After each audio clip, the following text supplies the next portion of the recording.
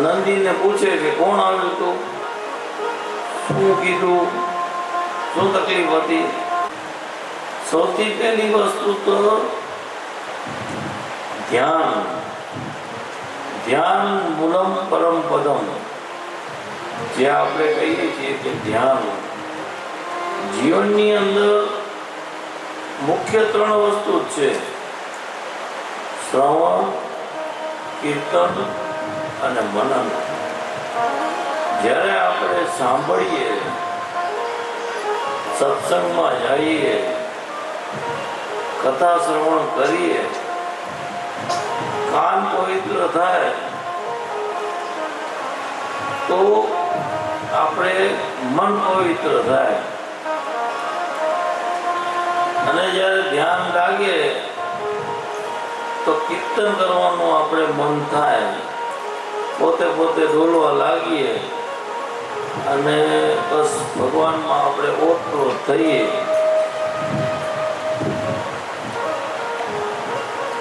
બોલવું બહુ સહેલું છે કે શ્રવણ, કીર્તન ને મનન, પણ 3 વસ્તુ એટલી અઘરી છે અને તેટલી જ સહેલી છે. શ્રદ્ધાથી તમે શ્રવણ કરો તો તમને આંખના પલકારામાં ઈશ્વર મળે. તેમાં જીવનની અંદર એકદમ તૈયાર થઈ અને આપણે ભોળાકને હંમેશા જાવું. શા માટે? કે ભોળાકને જ્યારે આપણે જઈએ, તૈયાર થઈને જઈએ, તો તે વિચારે કે ના, મારા સગા સુખી છે.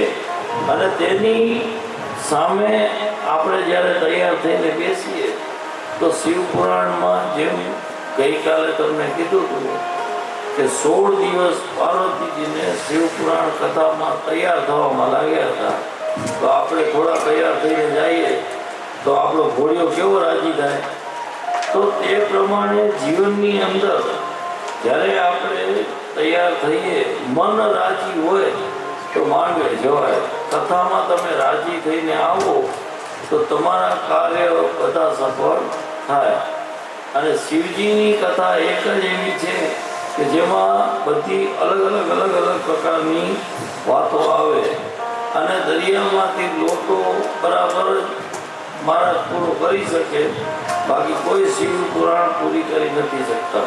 કારણ કે શિવ પુરાણ 9 દિવસની અંદર એક લોટો પણ નથી ભરી શકતા આપણે. તેની અંદર ખાસ કરીને આપણું જ્યારે ધર્મમાં આપણે કરીએ, જ્યારે જાતમાં આપણે કરીએ, તો સર્વ યજ્ઞના દર્શન કરવું માત્રથી જ્યારે નિરંતર માણસ થઈ જાય છે તો યજ્ઞના દર્શન કરે ને જીવનમાં, તો પણ એનું પાપ ધોવાય છે. જેવી જ રીતે આજે આપણે કહીએ કે દરબાર છે કે ક્ષત્રિય છે કે બ્રાહ્મણ છે કે વાણીઓ છે કે શૂદ્ર છે, તો સૌ કોઈ પોતપોતાનું ધર્મ આપણે બધા પોતપોતાનો મૂકી દીધો છે. અને આજે આપણે જ્યારે ધર્મ મૂક્યો તો ધર્મે આપણે મૂકી દીધા. અલગ અલગ પ્રકારના બધા શરીરમાં દોષો આવે. જ્યારે મહાદેવને તમે ઘરેથી એક લોટો લઈ અને પાણી ચડાવો એટલે સર્વ દોષનું તમારું નિવારણ થાય. શિવ પુરાણ જ્યારે આપણે સાંભળવા બેસીએ તો તે પૂરી થયા બાદ તેમાં દાનમાં ગાબડું, વસ્ત્ર અને અન્નદાન, કાચું જે દાન તે દેવામાં આવે છે. તેમાં પણ ખાસ કરીને શિવપુરાણની પોથી ઉપર જ્યારે પીળું વસ્ત્ર ધરવામાં આવે રેશમી, જે અત્યારે બધી પોથીઓને આપણે કપડો લગાડેલો છે, તો તે કપડો 2-5 મીટર બધાએ લઈ ને પોથી પર મૂકવો, પણ તે જરૂર નથી. શા માટે? કે જે આપણે આ પોથી બનાવી છે તેમાંથી કપડો ઘણો લઈ અને નાના નાના ટુકડા કરી અને સૌ યજમાનો માટે રાખ્યા છે. તો એક દિવસ સૌ કોઈ તે લાઈનમાં રહી અને પોથી પર તે પીળું કપડું ચડાવજો, તો સૌને તે પોથી ઉપર સર્વ વસ્તુ દાન કરવાનું પુણ્ય મળશે, જેનું થોડું પુણ્ય અમારા ભાગમાં પણ આવશે. માટે એ રેશમી કપડું ગૌરાણી કનેથી તમે માગી લેજો. તે પ્રમાણે જ્યારે આપણે આપણી બુદ્ધિ નષ્ટ થઈ જાય, બુદ્ધિ કામ ન કરતી હોય, તો મહાદેવની પૂજા શા માટે કરવી? કારણ કે જ્યારે આપણી મરજી ન થાય, મન ન હોય અને આપણે ખાલી આમ જીવનમાં બસ પોતાને ખબર ન હોય કે અમે ક્યાં હાલતા હોઈએ છીએ, તો જે તે ટાઈમે કાંઈ નહીં કરો, ક્યાંય પણ નાની મોટી કથા હાલતી હોય તો તેને શ્રવણ કરો. તે શ્રવણ કરવાથી તમને ઘણો જ લાભ મળશે. કારણ કે જ્યારે તમે શિવપુરાણ સાંભળશો તો તમારા રોમે રોમ છિદ્ર સુકલ્પિત થઈ જશે. અને જે મહાદેવ જ્યારે ઉત્પત્તિ થઈ તો નિરાકાર પરમાત્મા જ્યારે થયા ત્યારે સનત કુમારે નંદિકેશ્વરને કહ્યું, અને તે વાર્તા થઈ ત્યારે વિષ્ણુ ભગવાન પોતે આરામથી ક્ષીરસાગરમાં સૂતા હતા. તો થોડી વાર થઈ તો બ્રહ્માજી આવ્યા. બ્રહ્માજી આવ્યા એટલે તેમને છાતી પર પગ માર્યો, અને જેવો છાતી પર પગ માર્યો તો કે હું તારો બાપ. બોલો કે તમે મારા બાપ હશે? તો વિષ્ણુ ભગવાન કે મેં તમને જન્મ આપ્યો છે માટે હું તમારો બાપ. તો બેઉ વચ્ચે થોડી માથાકૂટ થઈ. એમાં આસ નથી નીકળતી, હાસ નીકળે છે. આપણે કહીએ આ બોલતો નથી, એની બળાશ નીકળે છે. અને જે એ બળાશ નીકળે ને એમાં જે સાક્ષી વાળો હોય ને, જે આપણે જોઈએ છીએ, બ્રહ્માજી પોતે બોલ્યા કે આ બે સાક્ષી. એટલે કે હા, અમે માથું જોયું. એટલે આકાશમાંથી વીજ સ્વરૂપમાં અવાજ આવ્યો કે આ બધા ખોટા છે. આકાશ ગંગામાંથી અવાજ નીકળ્યો કે આ બધા ખોટા છે. તોય બ્રહ્માજી કે ના, હું સાચો છું. તો જે આગનો સ્તંભ હતો તેમાંથી શિવજીને પ્રગટ થવું પડ્યું, અને શિવજીને પ્રગટ તો થવું પડ્યું. તો તેની માટે આપણે એક મોટી સ્તુતિ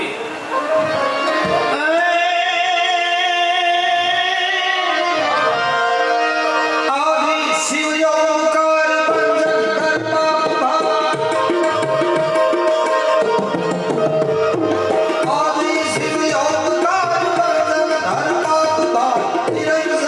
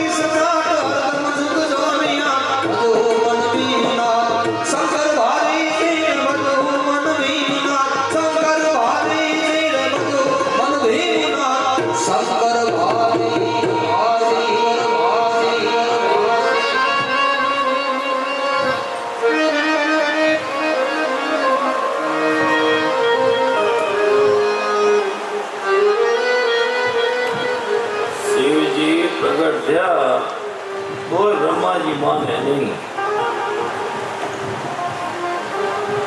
તો શિવજીને પોતાના જમણા પગની ટચલી આંગળીમાંથી નખ ઉડાડ્યો અને નખમાંથી ભૈરવ ઉત્પન્ન કરે. ભૈરવ ઉત્પન્ન કર્યા અને કીધું સીધું કે આનું પાંચમું માથું વધેરી આપો. હવે જે પાંચમું માથું હતું તે અભિમાનનું માથું હતું.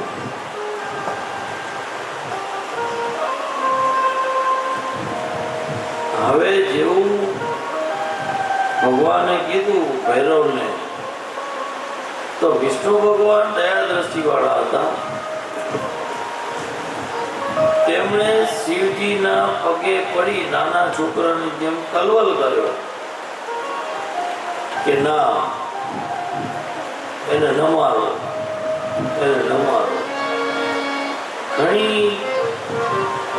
ઘણી પ્રાર્થના કરી,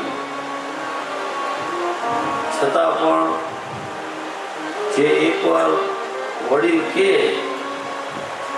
થાય, તો જે ભૈરવ ઉત્પન્ન કર્યા અને તેનું પાંચમું માથું જે હતું તે કાપી નાખ્યો. અને તે માથું એટલું બધું અભિમાનનું હતું કે જે આપણે કહીએ છીએ વટવૃક્ષ, અને ઈ જે રક્ત ખરડાણું, એ નદીનું નામ છે કર્મનાશન. યુટ્યુબમાં જોવાની છૂટ. એમપી અને યુપી પ્રયાગરાજ પાસે આજની તારીખમાં તે નદી વહે છે, જેનો ઉલ્લેખ ઘણી જગ્યાએ થાય છે, ઘણી જગ્યાએ નથી થતો. તે નદી કર્મનાશનમાં આજની તારીખમાં લોકો હાથ પગ પણ નથી ધોતા, જનાવર પણ પાણી નથી પીતા, અને સરકારના પણ ત્યાં બોર્ડ લાગેલા છે કે આ નદીમાં હાથ પગ ધોવા નહીં અને પાણી પીવું નહીં. જે બ્રહ્માજીનું લોહી ખેડાતું ગયું તે નદીનું નામ કર્મનાશન પડ્યો. હવે જે આપણે કહીએ કેતકીનું ફૂલ, કેવડો જે આપણે કહીએ ગુજરાતીમાં, તો કેવડાનું કીધું કે ભાઈ આજ પછી તને કોઈ દેવી દેવતા પર ચડવાનો હક નથી, કારણ કે તું એ ખોટું બોલ્યો. તો તેણે પણ નતમસ્તક પ્રાર્થના કરી અને ત્યારબાદ વિષ્ણુ ભગવાને પણ પ્રાર્થના કરી, ભલામણ કરી અને માફી કરી. અને તેને કીધું કે ભાઈ હવે આખા વર્ષમાં ભલે બધા ભગવાનને ચડાવજો, પણ મહાદેવ એટલે મને એક જ દિવસ કેવડા ત્રીજના ચડાવજો, બાકી જો ચડ્યું તો પાપનો ભાગીદાર થશે. માટે કેવડા ત્રીજના કેવડો ચડે. તેવી જ રીતે પછી ગાયનો વારો આવ્યો. તો ગાયને પણ કીધું કે તું ખોટો બોલી છે એટલે તને પણ માફી નહીં મળે અને પૃથ્વીલોકમાં તને કોઈ પૂછશે નહીં. હવે ગાય માટે પણ વિષ્ણુ ભગવાને પ્રાર્થના કરી અને બ્રહ્માજીએ પણ કીધું કે હું આ લોકોને પ્રેરિત કર્યા હતા, મને તો સજા મળી ગઈ, આ લોકોને માફ કરો. તો શિવજીએ શ્રાપ તો પાછો થાય નહીં, તો તેને કીધું કે તારું આખું શરીર પૂજનીય થશે, તો તારું જે મુખ છે એ અપૂજ્ય થશે. કારણ કે ગાયનું મોઢું ખોટું બોલ્યું અને આજની તારીખમાં પણ આપણે જ્યારે ગાયને ગૌગ્રાસ ખવડાવીએ ને એ વાસણ આપણે ઘરમાં ન રાખીએ. અને જો સ્ટીલ કે પિત્તળ કે જે પણ વાસણમાં આપણે એને ખવડાવતા હોઈએ તો તે વાસણને ગરમ કરી ઘસી અને બને ત્યાં સુધી ઉપયોગમાં ન લ્યો તો સારું. કારણ કે તેનું મોટું અપૂજ્ય છે. ગાયને 2 વખત શ્રાપ મળ્યો છે. એક જ્યારે સીતાજીને રામ વનવાસમાં હતા તો પિંડદાન માટે પિંડ બનાવ્યા હતા સીતાજીએ, અને રામ નાવા ગયા હતા સરયુ નદીના કિનારે અને કીધું કે ભાઈ તું પિંડ બનાવી રાખ, હું આવું છું. તો ગાયે પિંડ ખાધા. સીતાજીને એમ કે હવે હું આ ખાય છે તો ખવડાવી દઉં. તો તેને પિંડ આપ્યા ને રામ આવે કે પિંડ, તો કે મેં તો ગાયને ખવડાવી દીધા. તો ગાય કે મેં ખાતા નથી. માટે ગાય ખોટું બોલી અને ત્યારે પણ તેને શ્રાપ આપ્યો હતો.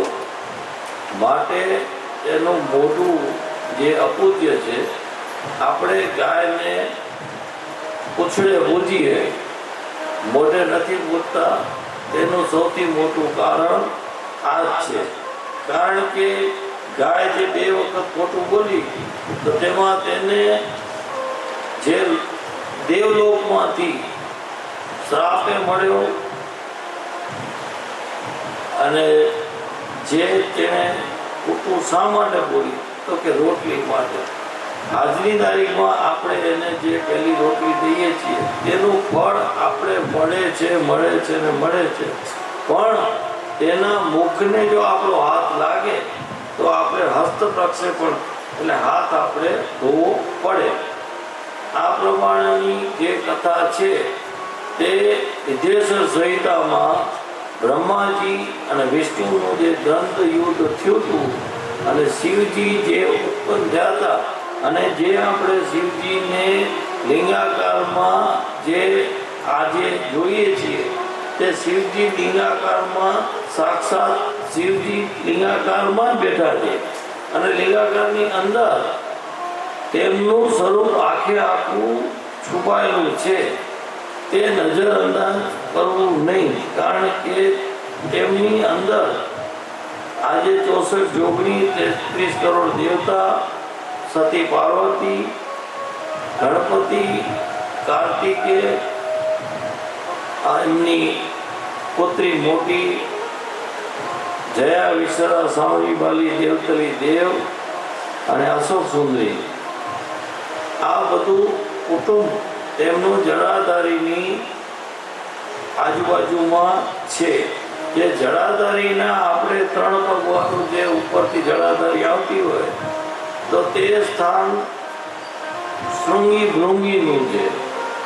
તેવી જ રીતે ઓટલા પર પણ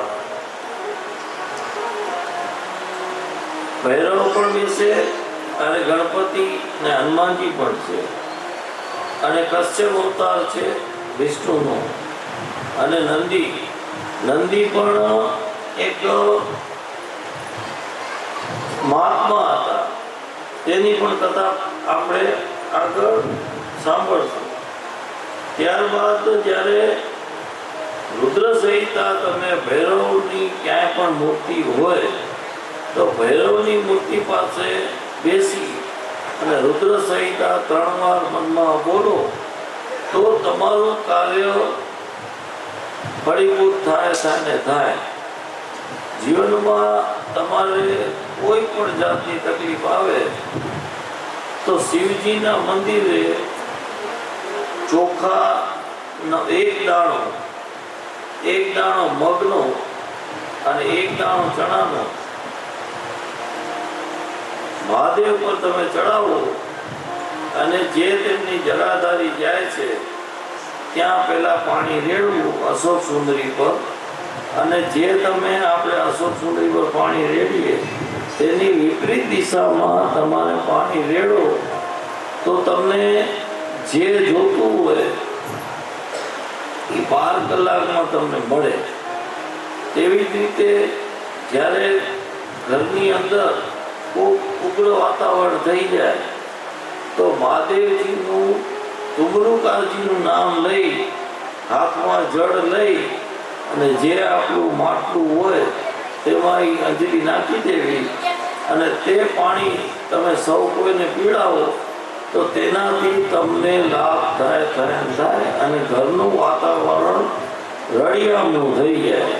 રળિયામણું વાતાવરણ યાદ કરતા એમ થયું કે હવે આપણે એક રાસ જેવું કંઈક રળિયામણું કરીએ.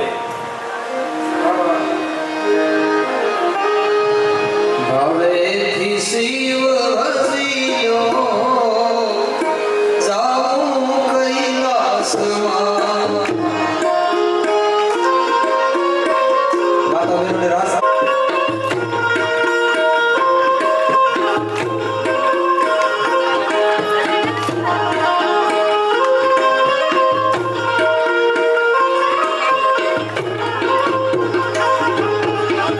ખોટું ન બોલવું, ખોટું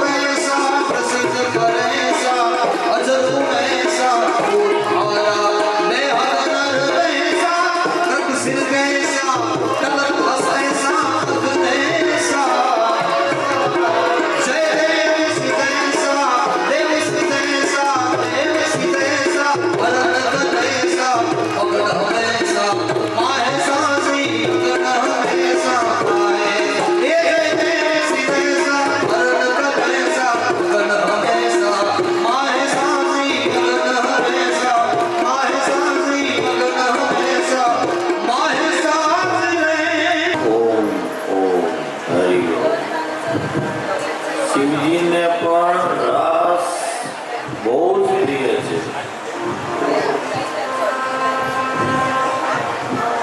શિવજી વૃંદાવનમાં પણ રાસ રમવા પૂનમના ગયા હતા. જે અર્ધનારીશ્વરનું સ્વરૂપ આપણે જે ફોટામાં જોઈએ છીએ તો તે છે. મહાદેવ મન થઈ ગયું કે હું રાસ લઉં અને પાછા ઘોડા બધા આપી જેવા. ભાઈ શું કે તમારા ભાઈ ઘોડા છે એટલે પાકા તો તમે જ છો, ઘર તમારું, અમે તો બધા ગુલામ.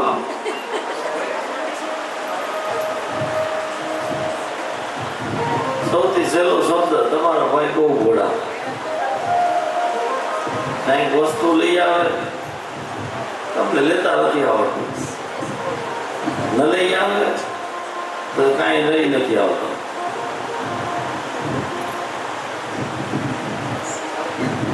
ગિફ્ટ લઈ આવે, આવી ગિફ્ટ હોય મળી રહે. શિવજી જ્યારે ધ્યાનમાં બેસે તો દુનિયા ભૂલી જાય, પણ જ્યારે પાર્વતીજી બાજુ બેસે તો એ આંખો મારો હાલે જાય. શા માટે? એક વખત કાશીમાં બેઠા અને બે પતિ પત્ની બેઠા હતા, એટલે મહાદેવ ને પાર્વતીજી એકબીજાને હસ્ત ક્રીડા કરી રહ્યા હતા. તો શિવજી સમજી ગયા કે હવે આ મને અડે છે એટલે મારામાંથી ક્યાંક હસે છે એવું હોય, એટલે એ હું આંટો મારવા જાઉં છું. તો મને ક્યાંક લેવું છે તો કે આ જો સામે છે ને અશોક એટલે આસોપાલવનું ઝાડ છે, એની પાસે તું ઊભી રહેજે અને તારે જે જોતું હોય ને એમાં તને મળી જશે. અને હકીકત છે આ વાતની, કોઈ ઉપજાવેલી આપણે વાતો નથી કરવી, કારણ કે શિવ પુરાણ અટહાસ્યની વસ્તુ નથી. જીવનના જે આપણે વર્ષો પહેલા વીતી છે અને વીતવાની છે તેના સાચા રહસ્યો તેમાં સમાયેલા છે. અને આપણે બે જ વસ્તુ જોઈએ, સુખ અને શાંતિ. સંપત્તિ પોતે આવશે અને સુખ ને શાંતિ હશે તો સંપત્તિ આવશે આવશે ને આવશે. કારણ કે લક્ષ્મીજી નો એક છાતીનો ભાગ પણ તેમણે શિવજી પર ચડાવ્યો હતો, એટલે અષ્ટલક્ષ્મીની અષ્ટલક્ષ્મી કહેવાની. અને જ્યારે લક્ષ્મીજી પોતે ભોગ લીધો તો તેના ખોળામાં ગણપતિને બેસાડ્યા, કારણ કે તેને સંતાન નહોતું તો એને મહાલક્ષ્મી કહેવાની. મહાદેવ અને મહાલક્ષ્મી ક્યારે આવે? જ્યારે મહાન કોક થાય તો મહાલક્ષ્મી તેમને નામ લેવામાં આવ્યું. અને જેવી રીતે આપણે શિવજીની પિંડી છે, લિંગ છે, જેવી રીતે હકીકતમાં બધા દેવોની પિંડી જ છે. આ તો આપણે વાસ્તવિક આપણા વિચારથી બધા દેવના રૂપ બનાવ્યા. અને રૂપ ખરાબ નથી, રૂપમાં પણ આપણે આનંદ આવે. પણ જેવી રીતે વૈષ્ણવ દેવીમાં જઈએ, હવે જે સાક્ષાત મહાલક્ષ્મી કહેવાય, લક્ષ્મીજીનો અવતાર, તો ત્યાં 3 પિંડી છે. તો તેમાં એક છે લક્ષ્મીજી, બીજા છે ચામુંડામાં અને ત્રીજા છે સરસ્વતી. તો તેની પણ કથા જ્યારે થઈ, જ્યારે તે પિંડીનું સ્વરૂપ થયો, તો કે હવે અમે પેલા નથી આવતા, કે નથી અમે સ્વર્ગલોકમાં જતા, અમે અહીંયા પિંડી સ્વરૂપમાં રહી જઈએ છીએ. માટે સાક્ષાત લક્ષ્મીજી, મા ચામુંડા અને સરસ્વતી, જીવનમાં તમારે લક્ષ્મી માટે જ્યારે તકલીફ હોય તો શિવજીની તો તમે પૂજા કરો. તેમાં પણ જ્યારે 10 વાગ્યા પહેલા પીપળે પાણી રેડી આવો તો તમારા ઘરે લક્ષ્મી આવે. પણ તમને એમ થાય કે હવે આપણે થોડા પૈસા ભેગા થયા છે અને વૈષ્ણવ દેવી જવા જેવા થયા છીએ, તો એકવાર જીવનમાં અચૂક વૈષ્ણવ દેવી જાજો અને તમારા ભર્યા ભંડાર કેવા ભરાય છે તે તમે જોજો. જેનો મને તો અનુભવ છે ને લોકોને પણ અનુભવ કરાવું, અને લોકો કહે છે કે ના, વૈષ્ણવ દેવી જવાથી અમને ઘણો લાભ થાય છે. હવે પાર્વતીજી બેઠા હતા એટલે જે આસોપાલવનું વૃક્ષ હતું એની પાસે ગયા અને એક પુત્રીની ઈચ્છા કરી. તો તેમાંથી એક કાળી છોકરી જન્મી અને એકદમ કાળી છોકરી હાથમાં આવી અને જેવો હાથમાં પાર્વતીજીને આવી તો તે રૂપનો અંબાર થઈ. પછી તેને રમાડવા લાગ્યા. પછી શિવજી તો ભોળા આવીને પૂછે કે આ કોની છોકરી છે? તો કે તમે કીધું તો ને આ વૃક્ષમાંથી જે માગીશ તે તને મળશે. હા. પછી તે સૌથી નાની દીકરી, તેનું નામ અશોક સુંદરી. હવે જેવી રીતે સતી પાર્વતીને જે વસ્તુ મળી આસોપાલવના ઝાડમાંથી, અશોક સુંદરી, તેની જે ઈચ્છા થઈ પૂરી, તો તેવો જ તેમને આશીર્વાદ શિવજી આપ્યો કે આજથી મારી આ દીકરીને જે પૂજશે તેની ઈચ્છા તરત પૂરી થશે. માટે જ્યારે જળાધારીની વચ્ચેનો ભાગ જે છે, આપણે પાણી રેડીએ શિવજીને, તો જે તેમનો વચવાનો જે આ ભાગ છે ત્યાંથી જે જળ વહે છે, તો જે જળ જે વહે છે એ વચ્ચેના ભાગમાં અશોક સુંદરીનો વાસ છે. તો કાંઈ પણ તમને માગવું હોય તો ત્યાં ફૂલ, બીલીપત્ર, પાણી કાંઈ પણ પહેલા રેડો અને પછી શિવજી પર તમે રેડો, માટે તમને તરત જ લાભ થાય. અશોક સુંદરી તેમની ચાકલી દીકરી, અને તેના પણ જ્યારે લગ્ન થયા ત્યારે શિવજી પોતે રોયા હતા. તે કથા તમને આગળ કરશું. હવે આપણે પંચાક્ષર મંત્ર એટલે ઓમ નમઃ શિવાય. હવે ઓમ નમઃ શિવાય, ઓમ જે છે ને ઓમ છે એ જ નિરાકાર છે. અને ઓમ નિરાકાર સાકાર બધું બોલવું સહેલું છે.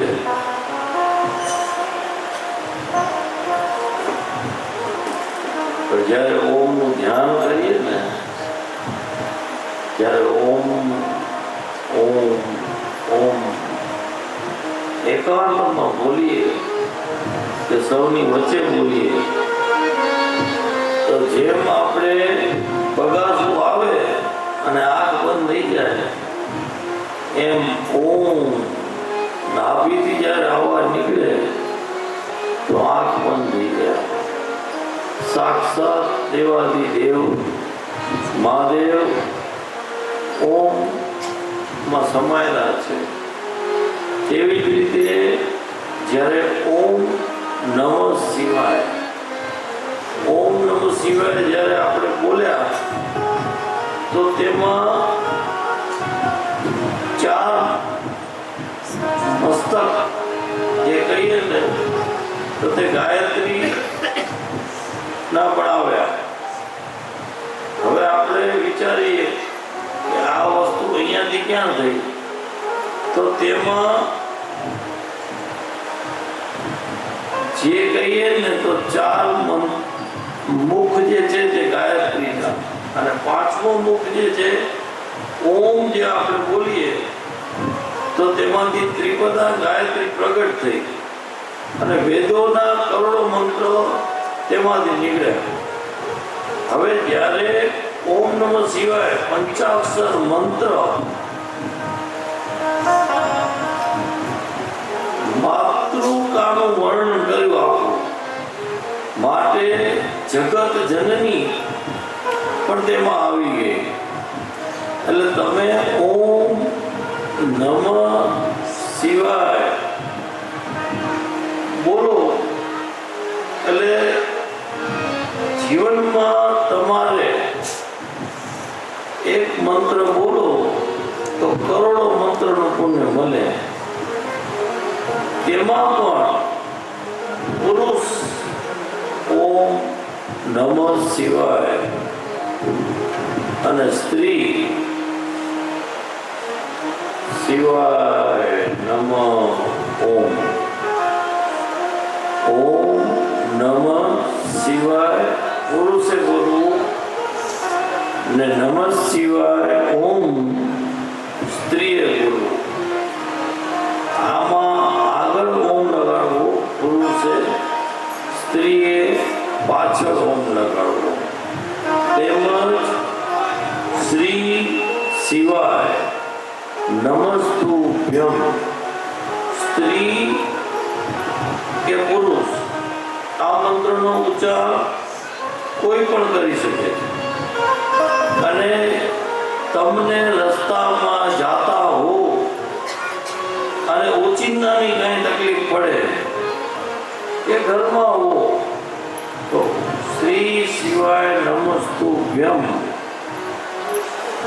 મંત્ર જે છે તે 5 વખત તમે બોલશો ને એટલે તમને ફળ મળે.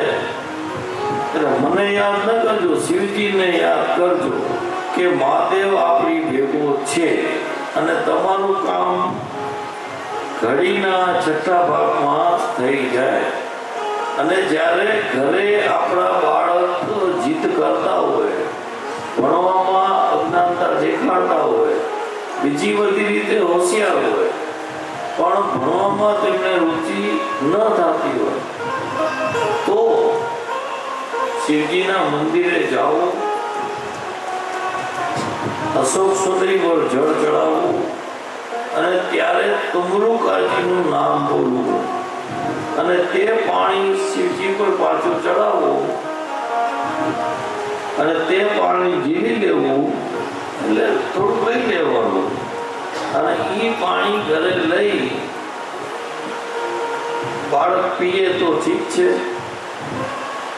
ઘરમાં કોઈ ન માનતું હોય વાત તો માટલામાં નાખી દેવાનું. તે તમે 3, 4 ને 5 દિવસ કરો એટલે તમને અનુભવ થશે કે ઘરમાં રમણીય વાતાવરણ થઈ ગયું અને છોકરો ભણવામાં ધ્યાન દે છે. કારણ કે આજના છોકરાઓને આપણે મા બાપ જ બગાડે છે અને મા બાપ પણ છોકરાઓ જુવાન થાય એટલે એમાં આપણે ધ્યાન ન દઈએ. પછી કહીએ કે છોકરો આપણો માનતો નથી. પણ મોબાઈલમાંથી આપણે નવરા થઈએ તો છોકરાઓને ટાઈમ દઈએ ને. સવારના સ્કૂલે બસ આવે તેડવા જાય, બપોરે આવે જમે, 3 વાગે ટ્યુશનમાં જાય, 7 વાગે આવે જમે અને થોડી વાર રમે અને વળી સુઈ જાય. અને એટલા ટાઈમમાં આપણે મોબાઈલ જ ઉપાડ્યો હોય. કારણ કે મોબાઈલમાં માથું નમાવવામાં બધાને મજા છે, પણ થોડું ભગવાનને નમાવો ને તો તમને કોઈને નમવાની જરૂર નથી. માટે આજથી છે ને મોબાઈલ મહેરબાની કરી અને હાથમાં રાખો ભલે, પણ ભેગો ઘોડાને નમજો. કારણ કે ઘોડિયાને નમશો ને તો સૌને ગમશો. આ તમારી જાતને તમે પોતે જ નથી ગમતા કે હવે કંટાળી ગઈ હું. જ્યારે આપણા છોકરાઓ રમતા, દોડતા, પડતા, આખડતા તો મજબૂતી હતી. અને હવેના બાળકોમાં અશક્તિ ને આસક્તિ બે આવી ગઈ છે. માટે મહેરબાની કરી મોબાઈલમાં માથું નીચે રાખવાનું થોડું ઓછો આગળ રાખજો અને છોકરાઓમાં થોડું ધ્યાન દેજો. સલાહ દેવી સૌને ગમે, પણ ઘોડા માટે આપણે ભક્તિ કરવાની છે. અને શ્રાવણ મહિનામાં તો જેટલું તમારાથી ભક્તિ થાય, જેટલા માનસિક જાપ થાય, જેટલું મૌન તમે વ્રત કરો અને જેટલું તમે મંત્ર બોલો, પછી મૌન કરીએ ને આપણે ગુસ્સો કરીએ તો આપણું મૌન કાંઈ કામનું નહીં. કારણ કે મૌન કર્યા પછી ગુસ્સો કરાય નહીં.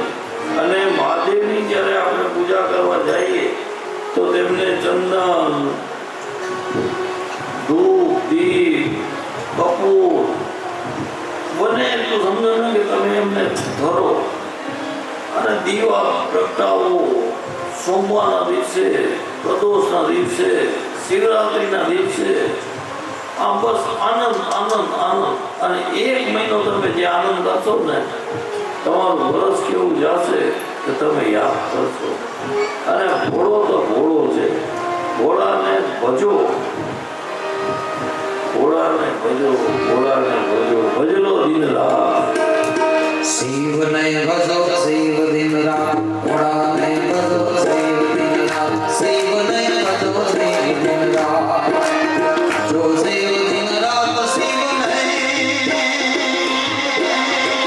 ઘોડાને ભજો શિવ દિન રાત, શિવને ભજો શિવ દિન રાત.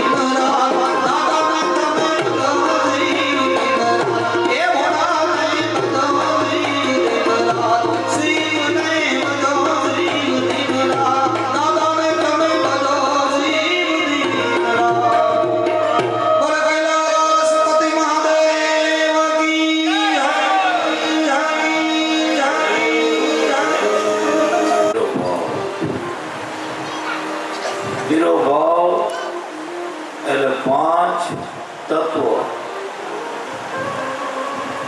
જલ, વાયુ, અગ્નિ, પૃથ્વી. જ્યારે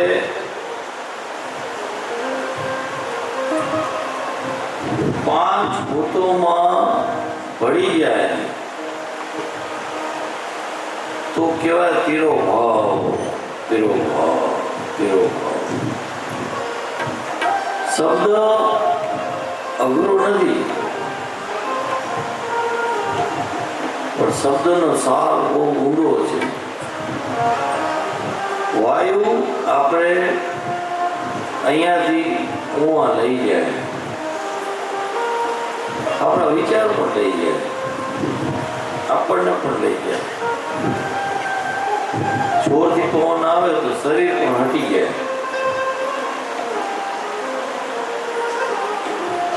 અગ્નિ આપણે બાળી નાખે.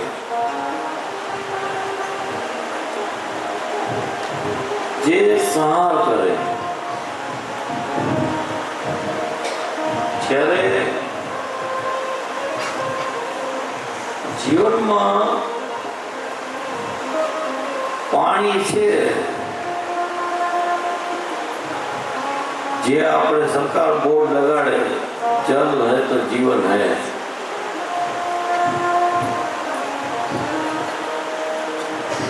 પણ જ્યારે ઇન્ડસ્ટ્રીઓમાં ને બધે જલનો દુરુપયોગ થતો હોય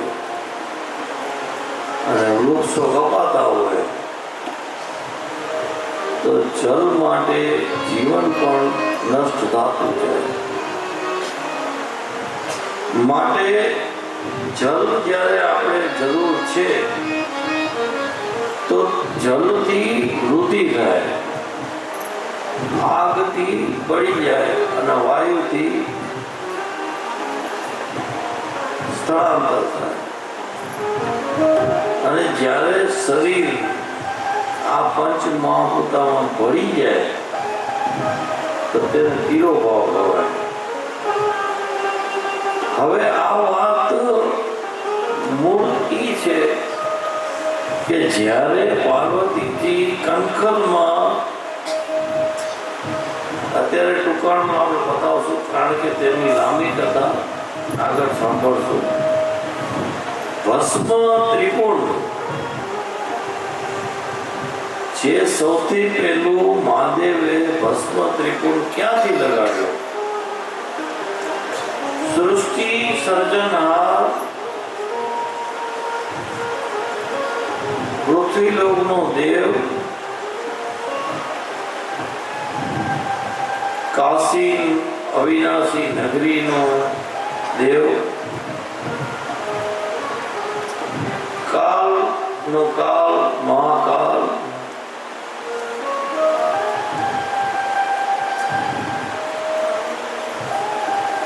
ભૂતોનો નાથ, આપણો સૌનો નાથ,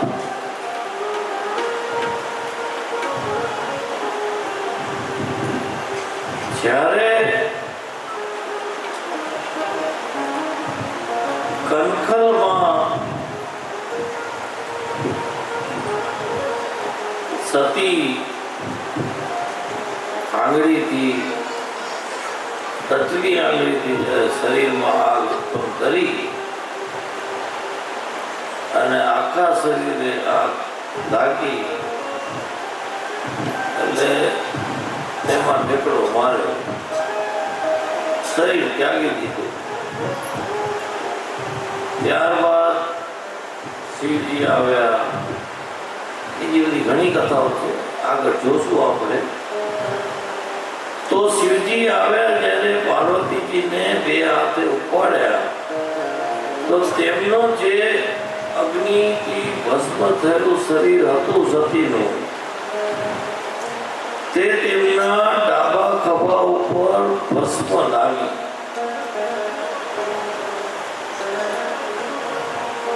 અને જે તાંડવ કર્યું તે આપણે સૌ કોઈને ખબર છે, સાંભળતા હોઈએ આપણે. અત્યારે તેનો સમય નથી, કારણ કે આપણે રાસ કર્યો, ઘણી ધૂન કરી. હવે થોડું સત્સંગ લાંબુ સાંભળી તો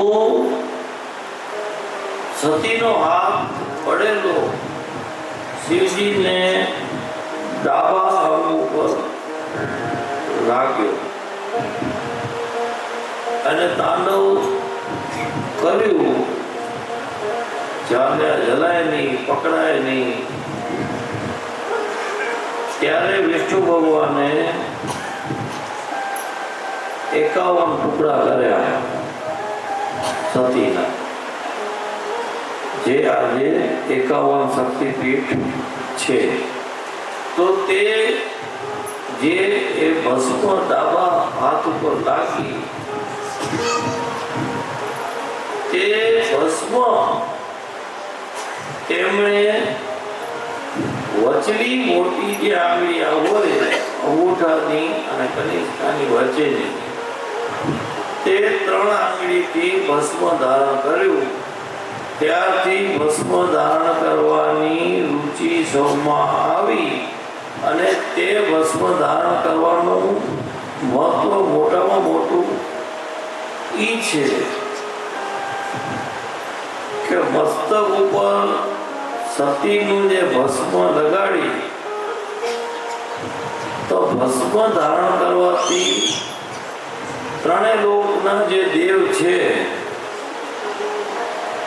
અને જે ત્રિકુંડમાં બ્રહ્મા વિષ્ણુ મહેશ જે 3 નો પણ વાસ છે, તેમને પણ દુઃખ થયું, શિવજીને પણ દુઃખ થયું અને 12 લલાટે ત્રિકુંડ કર્યું. ત્યાર પછી તો હસ્તકમળમાં, બાજુઓમાં, ગળામાં અલગ બધી જગ્યાએ ભસ્મ આજે લોકો લગાડે છે. તેવી જ રીતે ચંદનનું પણ ત્રિકુંડ થાય, ભસ્મનું થાય, ગુલાલનું થાય, કંકુનું ન થાય. કારણ સતી ચોખ્ખી ના પાડી છે કે કંકુ શિવ પર ચડે નહીં. એક વખત ભૂલથી ચડ્યું હતું તો તેમને એ રક્ત જોઈ અને ગભરાઈ ગયા હતા. ત્યારથી શિવજીને કીધું કે આજ પછી તમારા ઉપર કંકુ કોઈ ચડાવે નહીં. માટે આજે જેટલી પ્રિય ભસ્મ છે, અને આજે આપણે મહાકાલેશ્વરમાં ભસ્મ આરતી કહીએ, ભસ્મ આરતી સાચી, પણ ભસ્મ આરતીમાં ખરાબ વિચાર નહીં રાખવાના કે જે છેલ્લો મુદ્દો કરે એની ભસ્મ ચારીને આવે છે. તે વાત રહસ્યવાળી છે. 5 જાતના ઝાડ પાન બાળી અને તેની ભસ્મ ચારી અને સવારની ભસ્મ આરતી મહાકાલેશ્વરની થાય છે. બીજું, મહાકાલેશ્વરમાં લોકો કે રાત રહેવાય નહીં. રાત કોણ ન રહી શકે? રાત ન રહેવામાં જે રાજા હોય,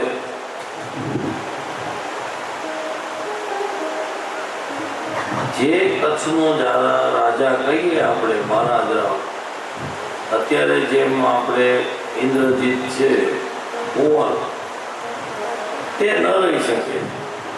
અને મોટો માણસ એટલે રાજા આપણા ઘરે પણ ના આવે. તે આપણા ઘરે આવે તો આંગણામાં ઊભા રહે અને આંગણામાં લોટામાં પાણી પીએ, ગ્લાસમાં ન પીએ. કારણ કે લોટો એક તો પેટ મોટું, જે આજે બધું પેટમાં સમાવે એ લોટામાં પીએ. કારણ કે લોટામાં પાણી પીવું, કળશ એટલે તમે શું સમજો, આજે આપણે કહીએ કુંભ, એ કુંભ મોટો પણ લોટો એટલે આપણે કળશ.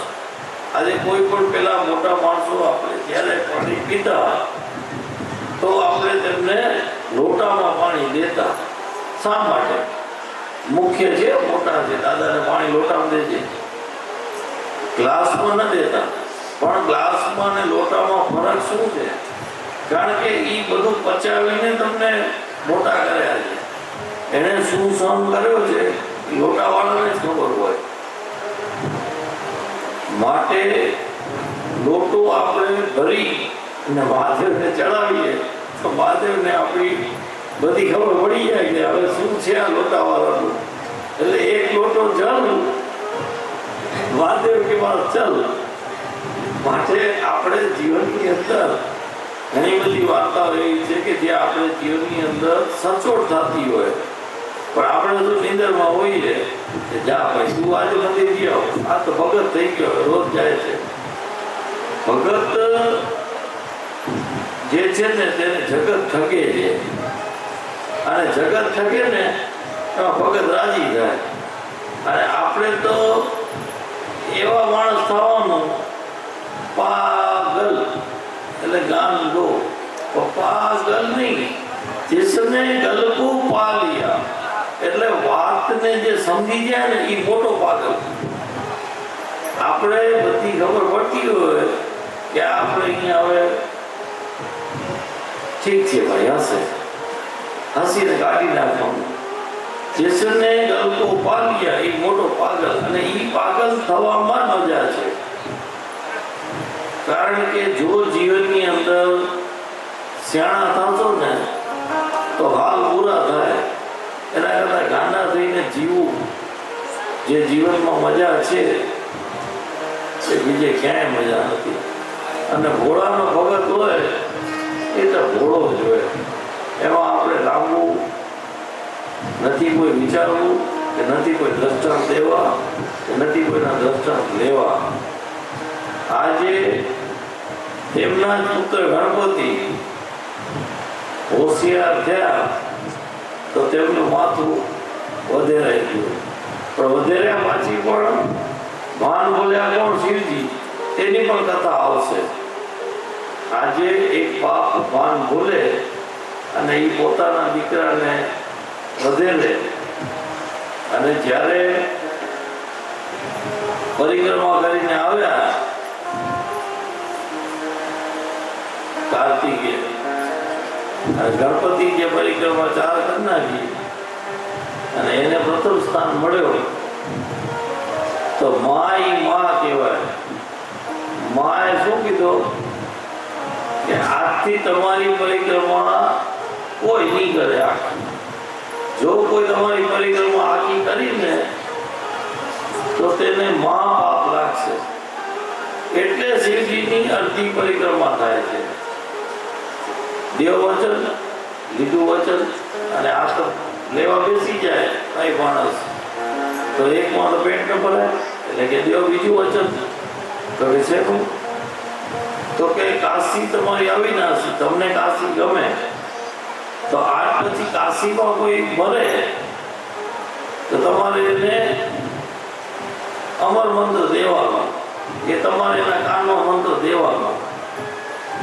આપ્યો કે આપ્યો નહીં, તમારે ગેરંટી શું તમે એને આપ્યો? તો તે કીધું એટલે મેં આપ્યો એટલે બધાને આપીશ જે મળશે કાશીમાં.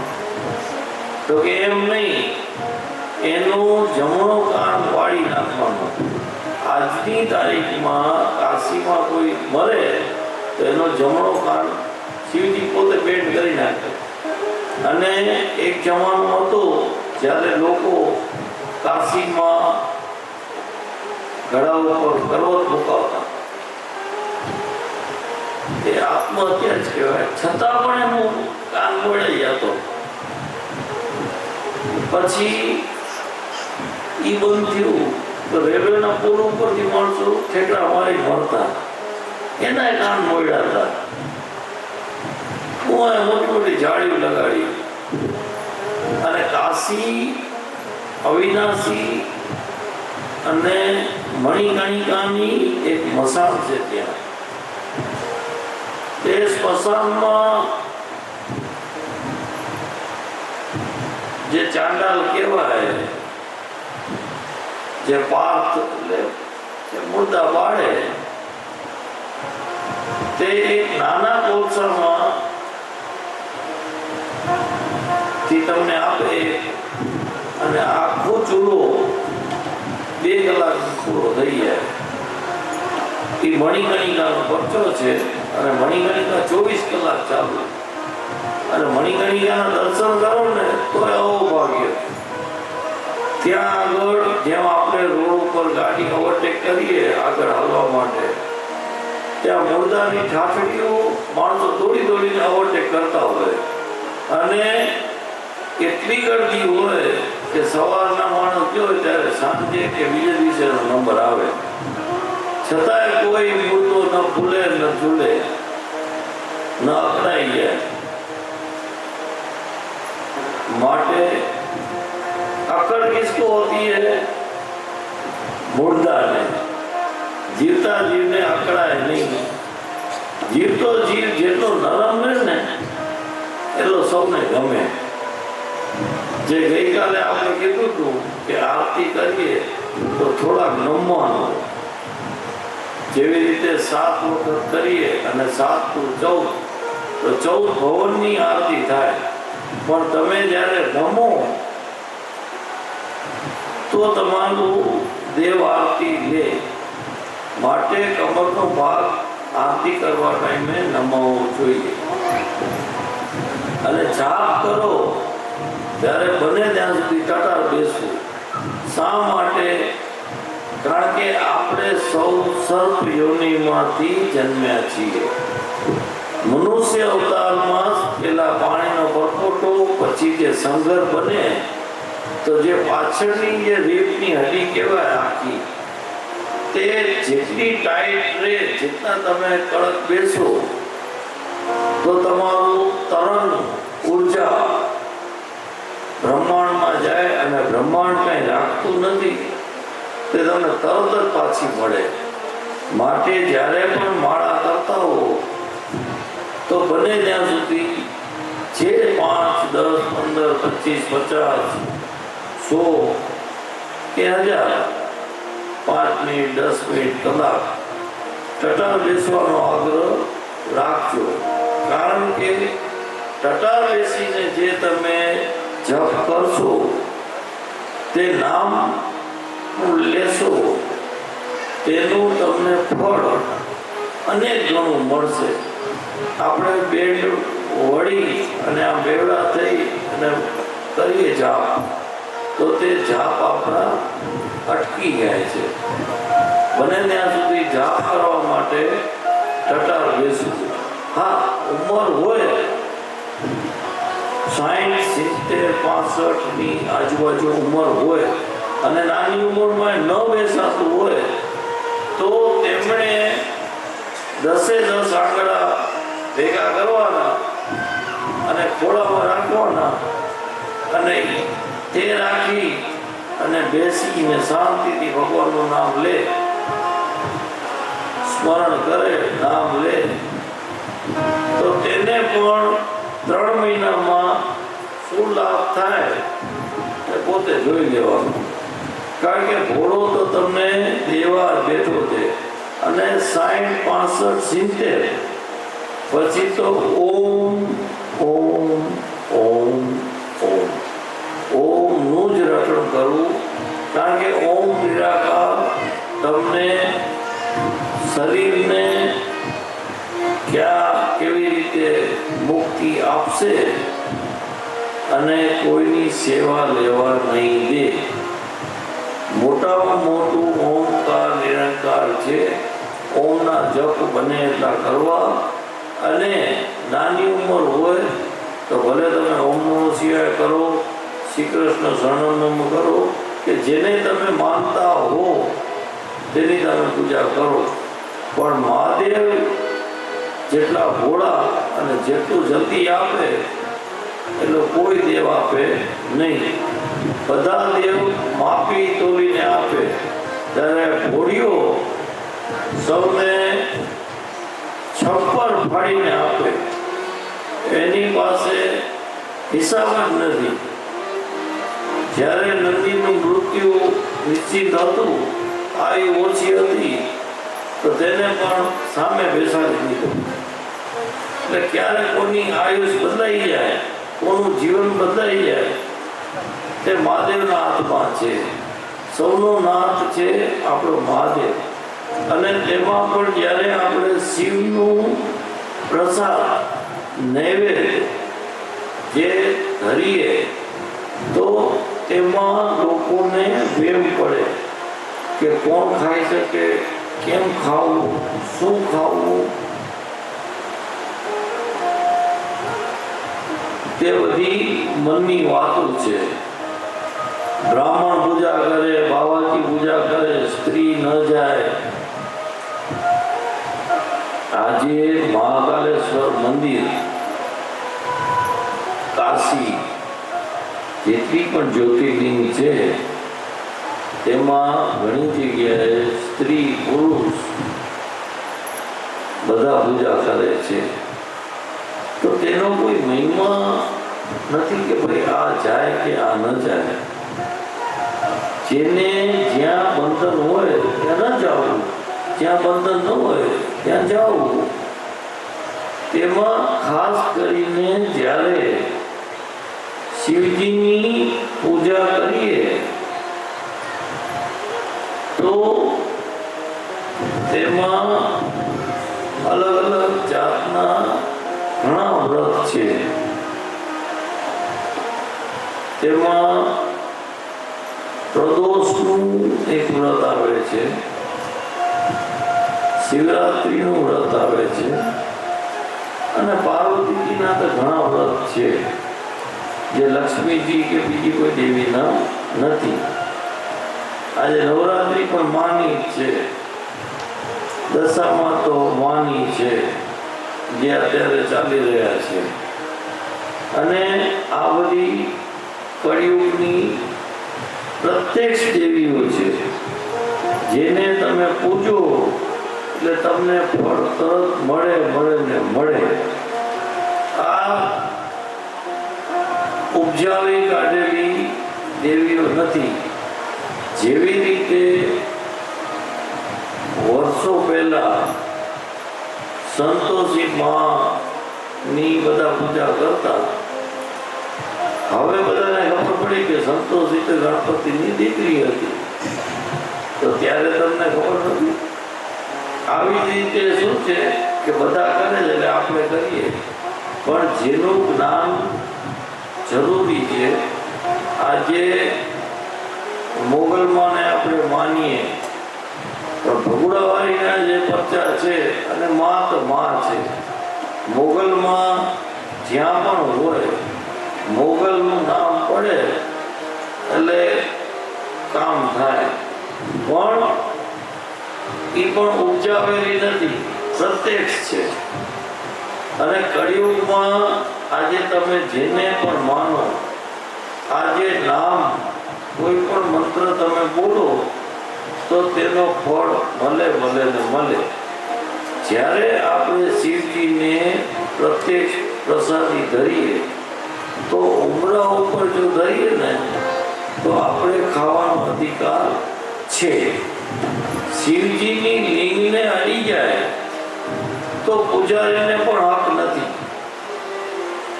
કારણ કે તે રુદ્ર સ્વરૂપમાં કે અઘોર પંથમાં જે હોય તેને એનો હક છે. તેવી જ રીતે શિવજીને હંમેશા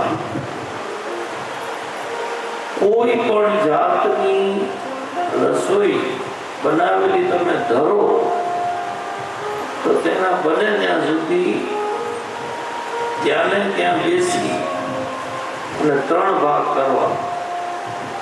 તેમાં એક ભાગ ઘરે લઈ આવો, 2 ભાગ ત્યાં મૂકી આવો. હવે એ જે 2 ભાગ મૂકશો તેમાં એ ઘોડીઓ ગ્રહણ કરશે, અને જે તમે 1 ભાગ લઈ આવશો એમાં તમારા જે બધાના ભાગે મળશે તો તેનો આનો આનંદ અલગ જ છે. જળાધારી ઉપરથી શિવલિંગ પર જળ જે ચડાવો તે જળ આયુ, આરોગ્ય, આયુષ્ય, શરીરની પીડા, બીજી કોઈ પણ બાધા માટે તમે તે પાણી ગ્રહણ કરી શકો. જે પાણી બહાર વહે છે એ આપણે ઓળખતા નથી, કારણ કે ત્યાં 33 કરોડ દેવતાનો વાસ છે અને 33 કરોડ તે પાણી ગ્રહણ કરવા માટે બેઠા હોય. 64 જોગણી જે જલાધારી હસ્તકમળ છે, હસ્તકમળથી કરી અને જે અશોક સુંદરીનું સ્થાન છે ત્યાં સુધી 64 જોગણીનું સ્થાન. 9 ગ્રહ શિવજીની લિંગ ઉપર છે.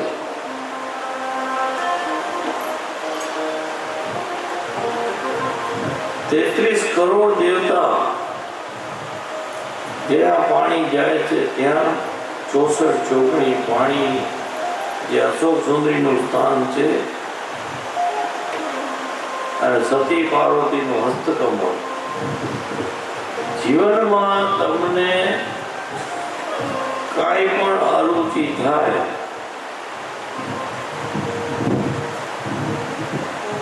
તો 5 પત્તા સમીના પાર્વતીજીના હસ્તકમળને અડાડી અને શિવજીને ચડાવતો અને જ્યારે એ કાર્ય કરો તો એક બીલીપત્ર શિવજી પર અચૂક ચડાવવું અને તે બીલીપત્રની દાંડી તમારી સાઈડ રાખવી અને તે તમને પ્રસાદ તરીકે ગ્રહણ કરવી તો તમારા અચૂક કાર્ય થાય.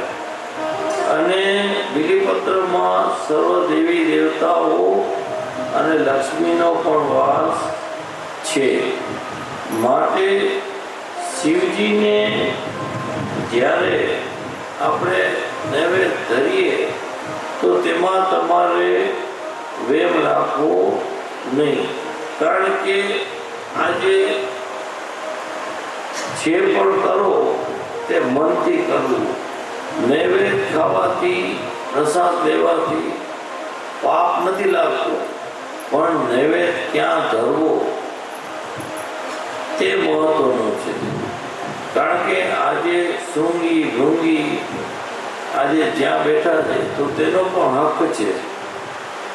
અને વીરભદ્ર, મણિભદ્ર આ બધા તેમના ગણ છે. નંદીનો પણ હક છે, એક પગ ઊંચો કરીને બેઠો છે અને એના કાનમાં આપણે કહીએ છીએ તો શું કામ, પણ એની માટે પણ બીલીપત્ર તમારે તેના તે પગને અડાડી એના કાન ઉપર હાથ રાખી અને બોલવું અને એ બીલીપત્ર લઈ અને જ્યારે મહાદેવ પર ચડાવો તો એ તમારા કાનમાં જે બોલેલો શબ્દ છે કે તમારી જે પણ કમ્પ્લેન્ટ હોય કે જે પણ તમારી રાવ હોય, જે પણ તમારી ઈચ્છા હોય તે નંદી શિવજીને તરત કહી દે કે ભાઈ આ આવ્યો તો અને આ અરજી આપી ગયો છે. એટલે તમારી અરજી તરત પહોંચે. જેનું તમે એમને કાનમાં કહો તો બધા બોલ્યા એમ એ કાનમાંથી સાંભળીને મૂકી દે. પણ બીલીપત્ર ભેગું સાક્ષીમાં તમે દો તો ચિઠ્ઠી આપણી મહાદેવને પહોંચે. અને એક ભગત એવો હતો કે રોજ આવે ગણપતિ આ જમણા હાથ ઉપર અંદર ભક્તિ કરતો હતો મહાદેવની,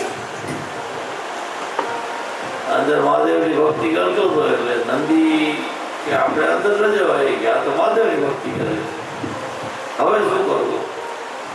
મહાદેવ કે તમે જોઈ આવો. મહાદેવ એના ઘરે આવ્યા. મહાદેવ એના ઘરે આવ્યા તો ભગત ને પૂછે છે મહાદેવ કે તું મને કેમ પાણી નથી રેડતો? એ કે હું તમને પાણી રેડું તો તમે મારી ઘર ના આવો. હું એટલે બધાને પાણી રેડતો હતો કે મને તમે મારા ઘરે આવો અને હું ઘરમાં તો તમને ભરતો હતો જ. મહાદેવને તેના ભગત પાસે આવવું પડે. આ વાતનું મહત્વ ઈ છે કે ભગતના ઘરે ઘોડીઓ આવે, ભગત એને નહીં પૂછે, એને પાણી નહીં રેડે, પણ એ ઘરે પૂછતો હતો એટલે મહાદેવને થયું કે આ જે માગે છે એ મારે એની પાસે જઈને એને દેવું પડે. તેવી જ રીતે હનુમાનજીના માતા જે જાનકી, જે આપણે હનુમાનજી અંજલિ ના પુત્ર, એને એટલો તપ કર્યો તો શિવજી શું કરે? પાર્વતીજીને મૂકે કે આને તપ કર્યો છે તો હવે તું જા, આટલો બધો તપ કેમ કરે? તો કે હું નહીં જાઉં, તમારા ભગત કે બધા અઘરા છે. તો કે જાવું તો તારે જ પડશે.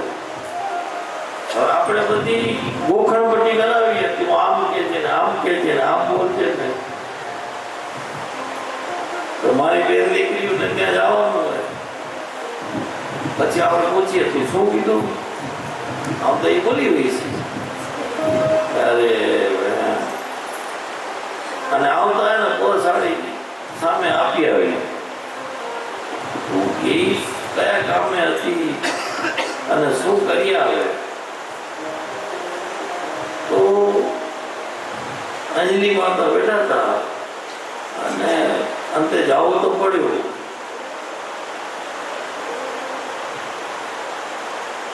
પાર્વતીજી કે તું આટલું બધું તમે શેનું તપ કરો છો? બીજો સ્વરૂપ લઈને ગયા હતા એટલે એ તો ઓળખે તો નહીં. અને આમે સાક્ષાત તો ભગવાન કોઈને દેખાવાના નથી. તો એ તો બાજુમાં બેસી પાર્વતીજી ગોઠવાણા બરાબર અને ધીમે ધીમે વાત કરતે પૂછી લીધું કે તમે આટલું તપ શેનું કરો છો? એ કે મને મહાદેવ જેવો પુત્ર જોઈએ. તો લીટો કરી ગયા ત્યાંથી કે અહીંયા બેસવા જેવું નથી. હું શું જવાબ દઉં? આવ્યા મહાદેવ કે તમારા ભગત બધા આગ્રહ છે, હું નહીં જાઉં. તમને ના પાડી તોય મને મૂક્યું. આપણે પણ આવું ઘરમાં ઘણી વખત થતું હોય છે. જ્યાં નથી જવાનું, જ્યાં નથી મૂકવાનું. હકીકતમાં મહાદેવની વાત એ સમજ્યા હોત ને તો ત્યાંથી ઊભું ન થવું પડત ને ભાગવું ન પડત. પણ જ્યાં પોતાને રાગ દ્વેષ, જ્યાં મનના વિચાર ઉચ્ચ કોટી પર જયારે પહોંચી ગયા ને, જ્યારે આપણે કહી કે મારો પતિ એ પછી મહાદેવ હોય કે કોઈ પણ હોય. એટલે પાર્વતીજી સીધા મહાદેવ ઘરે આવીને સીધું કીધું કે હવે આ તો તૈયારી કરો, તમે તમારી વાટ લાગશે. તો કે એવું નહીં, એને 6 પુત્ર થયા. ગતિમાન, રતિમાન, જતિમાન, હનુમાન. તેનું પણ લાંબી કથા છે એ આપણે સૌ કોઈ સાંભળશું. આ તો મૂળ અત્યારે તમને કહેવાનું એક જ કે શિવજીના જે ભગત છે ને, એ ભગત કરીને ઘોડિયાને આવવું પડે અને ભોળિયો આવે છે ને આવે છે. આજની કથામાં પણ આવ્યો છે અને રોજ આવશે. 9 દિવસમાં તમારા શરીરમાં કયા સ્વરૂપમાં એ આવશે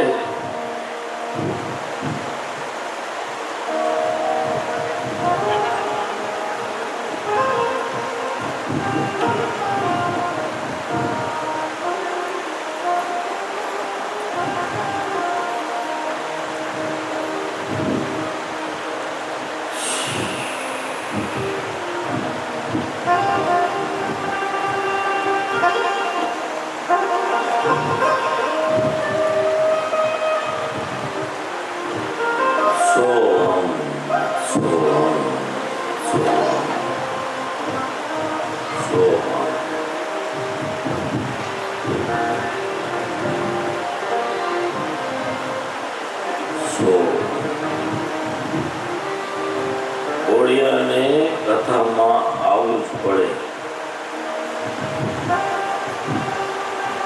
તેની હાજરી હોય પણ દ્રષ્ટિપાત ન થાય. જેવો જેનો ભાવ પણ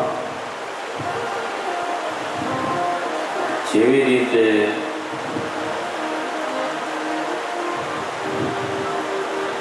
રામચરિત માનસના રચિતા રામાયણ લખતા હતા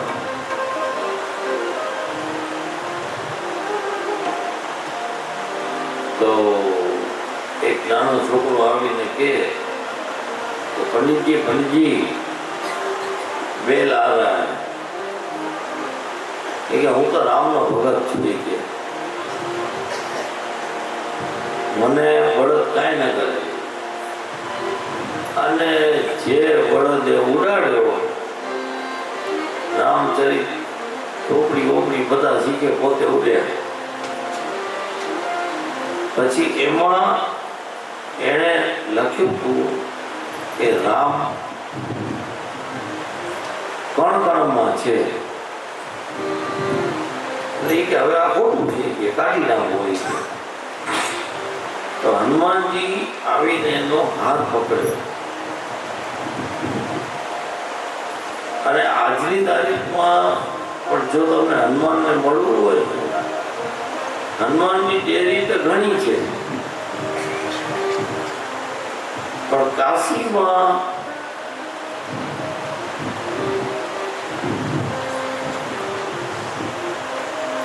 વૃદ્ધ સ્વરૂપમાં નદીના તટ પર ચોથે પગથિયે ગોદડું ઓઢીને હજી સુવે છે.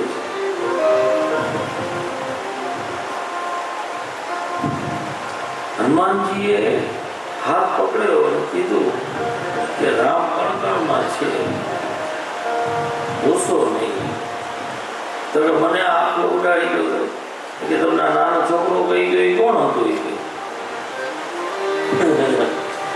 એ કે તમને જે આ નાનો છોકરો કહી ગયો એ કોણ હતો એ કે મને તો છોકરો કે તમારી દ્રષ્ટિમાં તકલીફ છે એ જ રામ હતા માટે કણકણમાં ઘોડો સમાયેલો છે.